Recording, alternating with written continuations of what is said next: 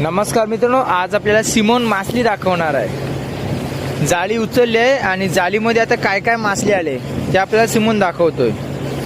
अरे बापरे, जेलीफिश आले मित्रांनो, मोठी जेलीफिश। आणि जेलीफिश मुळे मासेमारी करण्यासाठी खूप त्रास होतो। त्याच्यानंतर बघा मोठा पापलेट आलेला आहे, बघून तोंडाला पाणी सुटते। पापलेट सर्वांचा आवडीचा आहे आणि मला सुद्धा पापलेट खूप आवडतो। मस्त मोठी साईज आहे, एक नंबर।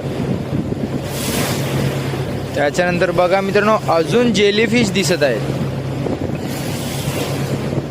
जेलीफिश नेहमी वरच्या बाजूने उचला, कारण खालच्या बाजूला त्याच्या खूप खाज येते।